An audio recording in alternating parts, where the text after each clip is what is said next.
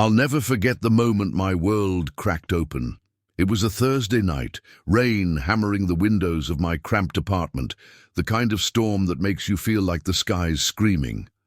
I was hunched over my laptop, bleary-eyed from a long day at the warehouse, just trying to pay a credit card bill. My fingers froze over the keyboard when I saw it. $0.00. My savings account, the one I'd poured every extra dime into for years, was empty. My heart thudded in my chest, loud enough to drown out the rain. My name's Jonathan, and this is how I learned the woman I loved had been stealing from me, piece by piece, dollar by dollar, until there was nothing left. Lisa and I had been together for 3 years. She was the kind of person who walked into a room and made it brighter. We met at a coffee shop downtown, a clumsy moment where she spilled her latte on my favorite flannel shirt. She laughed, apologized, and offered to buy me a new one. I was hooked by that smile, those hazel eyes that seemed to promise something better. We were inseparable after that. Dates at hole-in-the-wall diners, late-night talks about dreams we'd chased together. I worked long shifts hauling boxes. She was a freelance graphic designer, always talking about her big break. I believed in her. Hell, I believed in us. 6 months ago, we moved in together, a 1-bedroom apartment with creaky floors and a view of a brick wall. I thought it was temporary, a stepping stone to something bigger. I wasn't rich, but I was careful. Every paycheck, I tucked money into that savings account.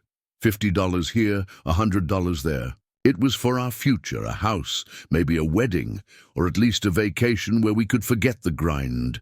Lisa knew about it. I trusted her so much, I added her to the account, thinking we were partners. For emergencies, I'd said, handing her the debit card. She'd kissed me, promised she'd never touch it without asking. But lately, I'd noticed things. A new leather jacket hanging in her closet, designer sunglasses she wore once and tossed aside.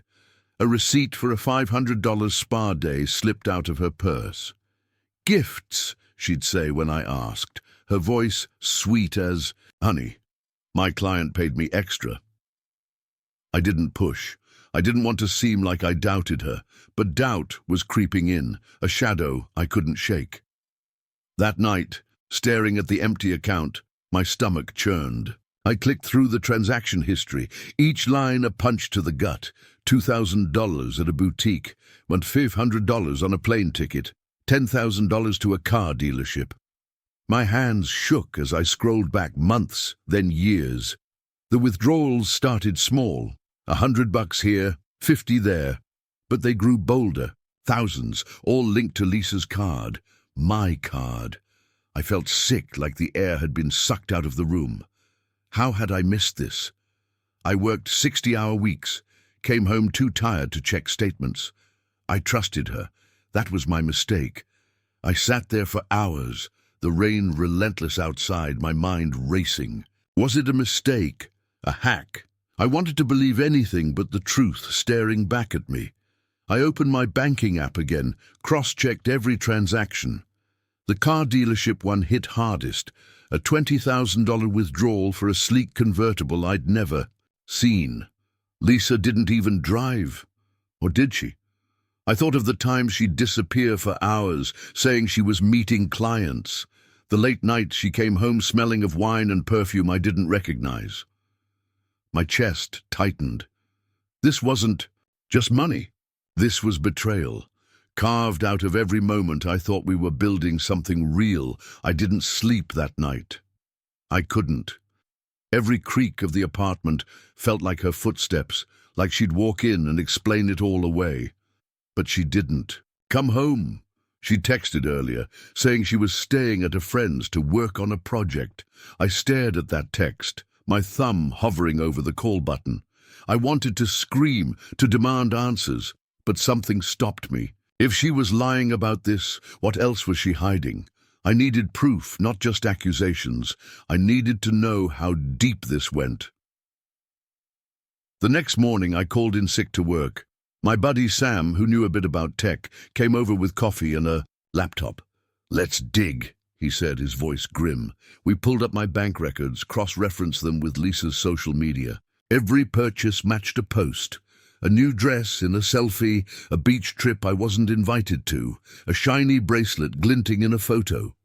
Sam shook his head. She's been living a double life, man.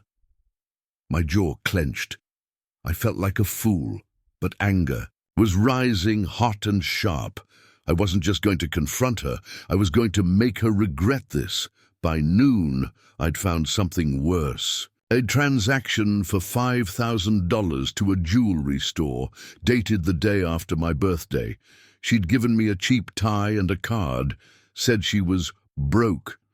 But she wasn't broke. She was spending my money on diamonds. Sam found her profile on a dating app, active for months with photos of her in places I didn't know, wearing things I'd paid for. My hands balled into fists. This wasn't just theft. She was building a whole other life, and I was funding it. I was about to call her, to let the rage pour out when Sam stopped me. Don't tip her off, he said.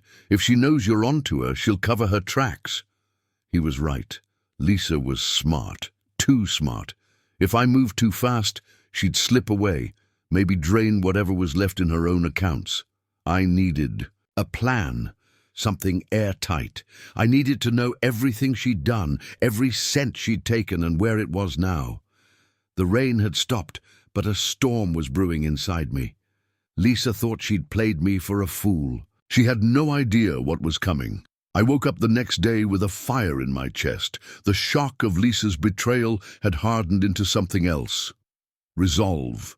My savings were gone, my trust shattered, but I wasn't going to let her walk away with my life. My name's Jonathan, and this is how I turned from a heartbroken fool into a man with a plan. Lisa thought she'd played me, but I was about to unravel every lie she'd spun, thread by thread, until she had nowhere to hide. Sam, my tech-savvy friend, was still at my apartment, his laptop open on the coffee table, littered with empty coffee cups. "You sure about this?" he asked, rubbing his eyes. "Once you start digging, there's no going back."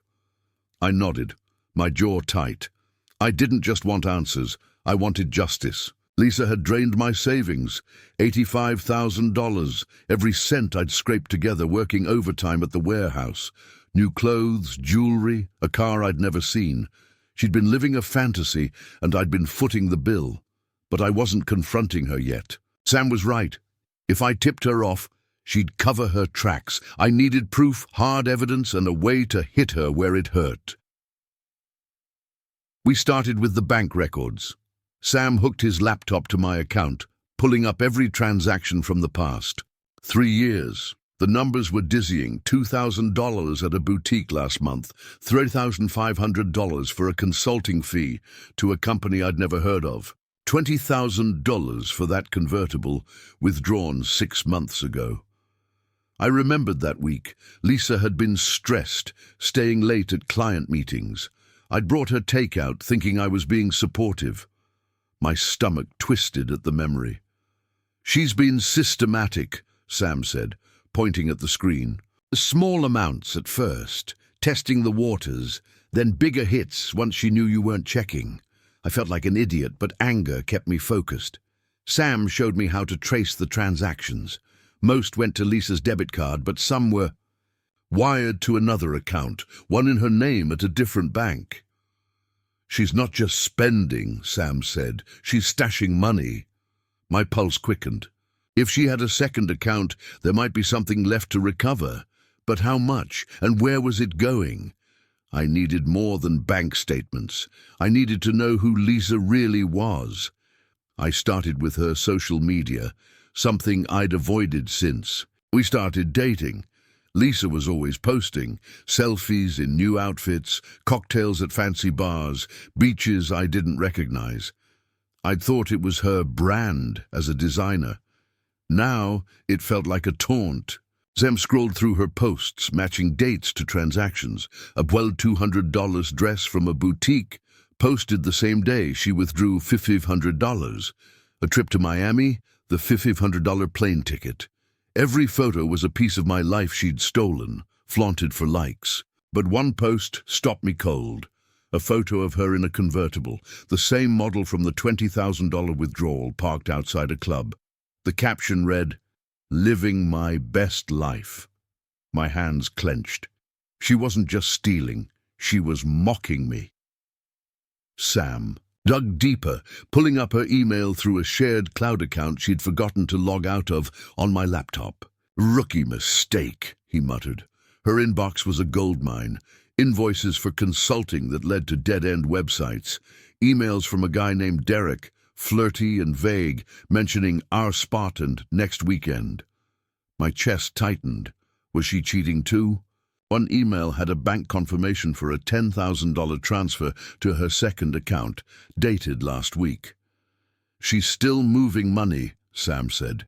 "You need to freeze that account before she empties it." I called my bank, hands shaking as I explained the situation. The rep was sympathetic but firm. Freezing Lisa's account required legal proof of fraud. I needed a lawyer. Sam recommended Mark, a guy he knew from college who handled financial disputes.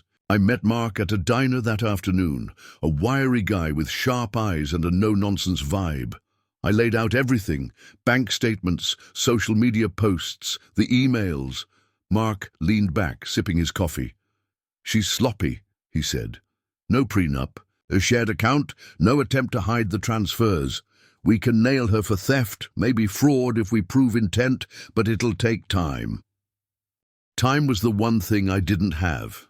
Lisa still hadn't come home, texting me about work and crashing at a friend's. I knew she was stalling, maybe sensing I was onto her. Mark suggested a private investigator to speed things.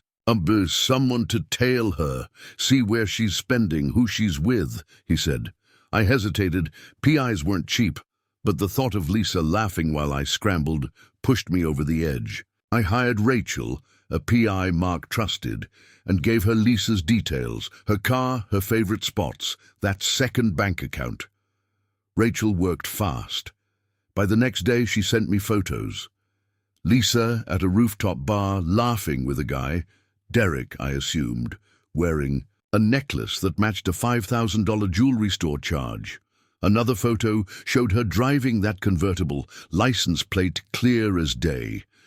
Rachel traced it to a dealership where Lisa had paid cash, no loan. My cash. But the real bombshell was her. Report on Derek. He wasn't just some fling. He was a small-time real estate agent with a history of shady deals. Rachel found texts on a burner phone Lisa had left in her car, linking her to Derek's investment opportunities. She wasn't just spending my money, she was funneling it to him. I sat in my apartment, staring at Rachel's report, my anger boiling into something colder, sharper. Lisa wasn't just a thief, she was a con artist. I thought of every late night I'd worked, every dream I'd shared with her. She'd played me from the start, maybe even that coffee shop spill.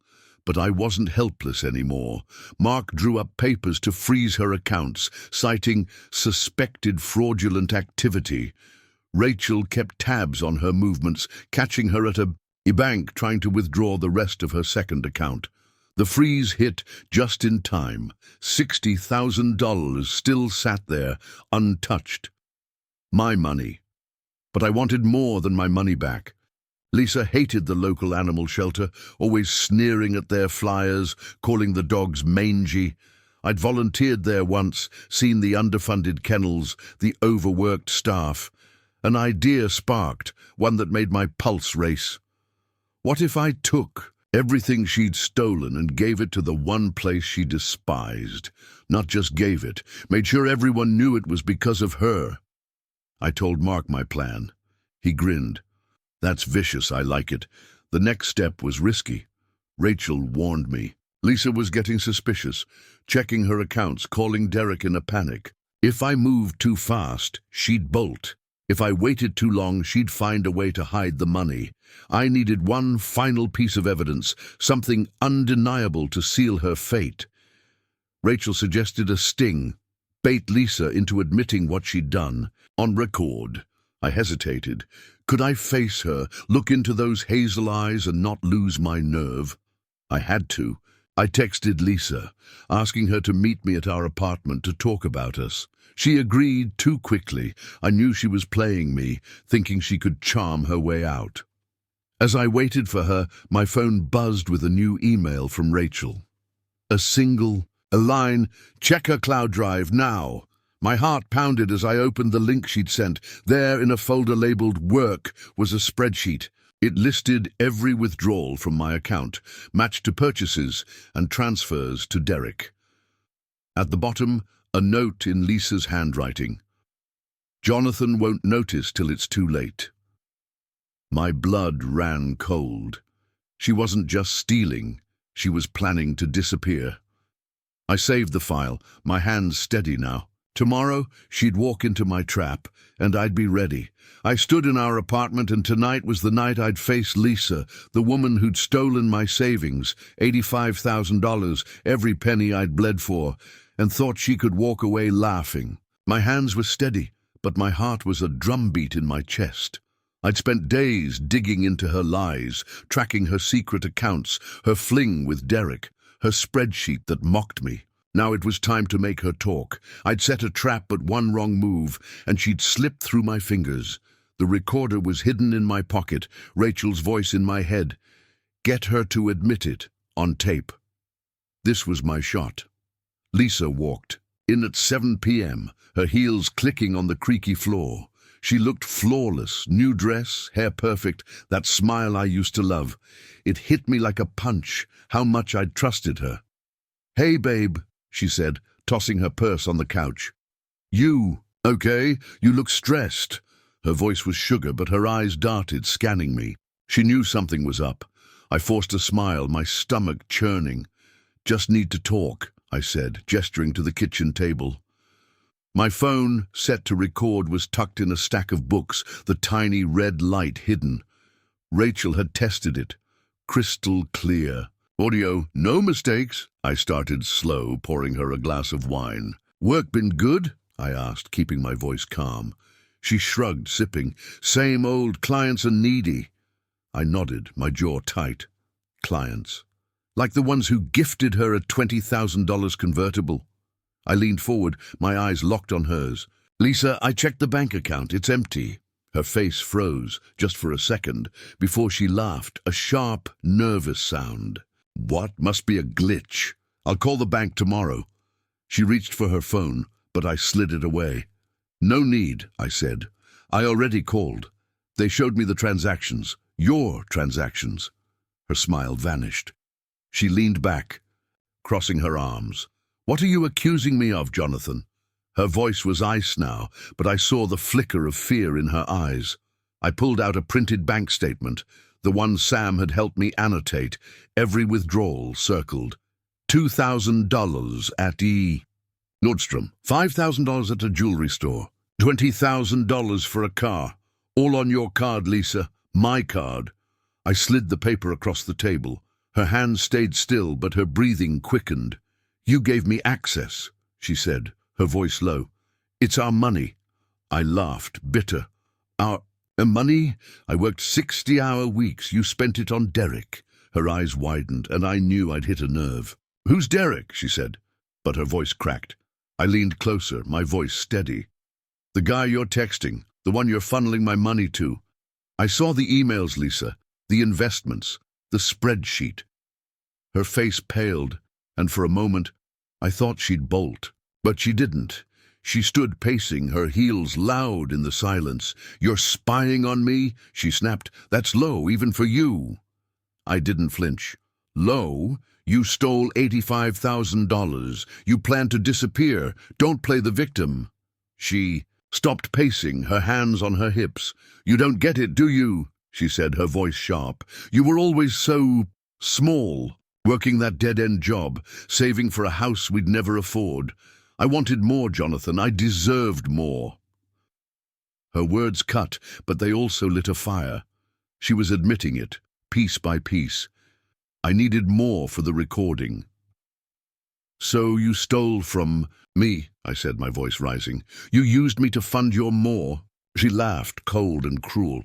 "You made it easy. You never checked the account. You trusted me. That's on you." My blood boiled, but I kept my cool. The recorder was catching every word. "What about Derek?" I pressed. "Was he part of your more?" She froze, then smirked. "Derek knows how to live. He's got plans, not dreams. You could have been part of it, but you're too weak." I clenched my fists under the table, my nails digging into my palms. "So you took my money for him," I said, my voice low. "You planned to leave me with nothing." She didn't answer, but her silence was enough. The recorder had it all. I stood, my chair scraping the floor. "Get out," I said. Her eyes narrowed. "This is my place too." I shook my head. "Not anymore. I'm done." She grabbed her purse, but before she left, she leaned close, her voice a hiss. "You'll regret this, Jonathan. You have no idea what I'm capable of." The door slammed behind her, and I let out a breath I didn't know I'd been holding. My hands shook as I stopped the recording. I had her confession, but her threat echoed in my head. What was she planning? I called Rachel, the PI, and played her the recording over the phone. "Solid," she said. "This'll hold up in court, but watch your back. She's cornered now." Rachel was right. Lisa wasn't just a thief. She was dangerous. I sent the recording to Mark, my lawyer, who was already moving to freeze her accounts. He called me an hour later, his voice grim. "Her second account's down to $50,000. She's been moving money fast, probably to Derek. We need to act now." My heart sank. I'd recovered some, but not all, and Lisa was still out there plotting. I couldn't sleep that night. Lisa's words, "You have no idea what I'm capable of," kept me up, pacing the apartment. I checked the locks twice, half expecting her to sneak back. Rachel sent me new photos. Lisa meeting Derek at a seedy motel, her face tense. They were arguing, probably about the frozen accounts. I felt a grim satisfaction, but it wasn't enough. I wanted her to feel the weight of what she'd done, not just lose the money. That's when the shelter idea grew sharper. Lisa hated the local animal shelter, mocked their fundraisers, called the animals worthless. I'd seen the volunteers. They're struggling to keep the place running. What if I'd turned her theft into their salvation? I met Mark the next morning at his office, a cramped room stacked with legal books. I played him the recording, showed him Rachel's photos. He leaned back whistling. "She's cooked," he said. "We can file for theft, maybe fraud, but this donation idea," he grinned, "it's brutal. She'll hate it." I nodded, my mind racing. The shelter's annual gala was in 2 days, a big event with local news coverage. If I could get the money back in time, I could donate it there in her name. Let the world know Lisa Carter, the thief, inspired it. But there was a catch. Lisa was still out there, and her threat wasn't empty. That afternoon, Sam called, his voice urgent. "Check X now!" I opened the app, my heart pounding. Lisa had posted a vague, tearful selfie. Betrayed by someone I trusted, starting over. The comments were full of sympathy. Her friends, our friends, eating it up. She was spinning the story, painting me as the villain. My blood ran cold. She was building a narrative, maybe to cover her tracks or worse. I texted Rachel, "She's planning something." "Find out what?" Rachel replied. Instantly, "On it. Stay put." Hours later, Rachel called. "You're not gonna like this," she said. "Lisa's at Derek's office. They're shredding documents. Fast." My stomach dropped. They were covering their tracks, maybe moving the rest of the money. I grabbed my keys, ready to storm over, but Rachel stopped me. "Don't. Let me handle it. I've got a contact at the bank. We'll catch them." I paced, helpless, my mind spinning. Lisa was always one step ahead. If she slipped away now, my plan, the donation, the gala, the revenge, would fall apart. I needed to outsmart her, and I needed to do it fast. I was done being the fool. Lisa had stolen $85,000 from me, my savings, my dreams, and thought she could vanish into a life of luxury with her shady boyfriend, Derek. I'd tracked her lies, recorded her confession, and frozen her accounts. But she was still out there, spinning stories, shredding evidence, trying to slip away. Tonight, at the animal shelter's gala, I'd turn her betrayal into her undoing. My plan was simple but brutal. Donate every cent I'd recovered to the shelter she despised in her name, and let the world know who Lisa Carter really was. But as the clock ticked down, I felt the weight of her threat. You have no idea what I'm capable of, and wondered if I was ready for what came next. The gala was tomorrow, and I was racing against time. Rachel, my private investigator, had caught Lisa and Derek shredding documents at his office, likely covering their tracks for the money they'd funneled into his investments. My lawyer, Mark, had frozen Lisa's second account, securing $50,000, but $35,000 was still unaccounted for. Rachel's bank contact confirmed Lisa had tried to transfer the rest to an offshore account, but the freeze stopped her, just barely. "She's desperate," Rachel texted. "She knows you're closing in." I paced my apartment, the creaky floors echoing my nerves. Lisa's ex-post, painting herself as the victim, was still gaining traction. If I didn't act fast, her sob story might bury me. Mark called me that morning, his voice calm but urgent. "The court approved the seizure of her account," he said. "We've got $50,000 back, and I'm filing for the rest, based on your recording. But the gala's tonight. You sure about this?" I nodded, though he couldn't see me. The animal shelter was the perfect target. Lisa had always mocked it, sneering at their flyers, calling the dogs flea bags. I'd volunteered there, once seen the overcrowded kennels, the tired staff. Donating the money in her name wasn't just revenge, it was poetic. I told Mark to transfer the $50,000 to the shelter, earmarked for their new wing. "And make sure they know it's inspired by Lisa Carter," I said. He chuckled. "You're cold, Jonathan. I respect it." I spent the day preparing. Rachel sent me a final report.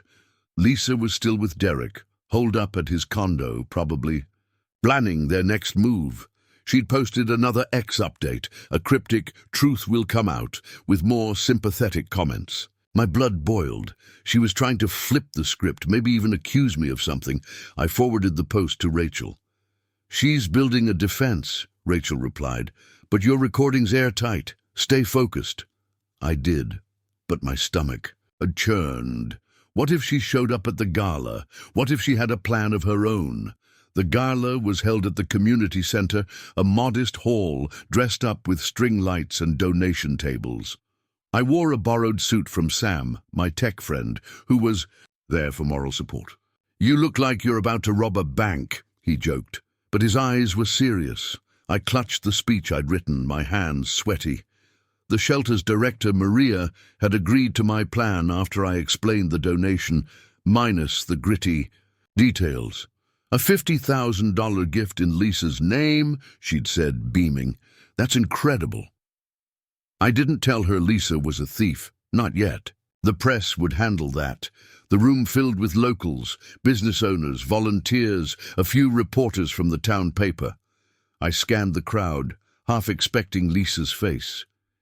Rachel was stationed outside, watching for her or Derek. My phone buzzed. "No sign of her yet. Stay sharp." I took a deep breath, my heart pounding. Maria took the stage, thanking everyone for coming. Then she called my name. "Jonathan Hayes, our generous donor, has a special dedication tonight." The crowd clapped, and I felt every eye on me as I walked up, my speech crumpled in my hand. I cleared my throat, the microphone crackling. "Thank you, Maria," I started, my voice steadier than I felt. "This donation, $50,000 for the shelter's new wing, is personal. It's inspired by someone who taught me a hard lesson about trust." The crowd leaned in, curious. I paused, my eyes scanning the room. "No Lisa. Good. Her name is Lisa Carter," I said, and the room went quiet. "Without her, I wouldn't be here tonight. This gift is in her honor, to remind us all that even betrayal can lead to something good." The crowd erupted in applause, but my chest tightened. I'd done it, named her, tied her to the donation. The reporters scribbled furiously. As I stepped off the stage, my phone buzzed. "Rachel, she's here. Back entrance." My heart stopped. I slipped through the crowd, Sam trailing me, and found Rachel outside. Lisa stood by the parking lot, arguing with Derek, her face twisted in fury. "You froze my account!" she shouted, spotting me. "You think this makes you a hero?" Derek grabbed her arm, but she shook him off, storming toward me. Rachel stepped between us, her hand up. "Back off, Lisa," she said. Lisa's eyes locked on mine, burning with hate.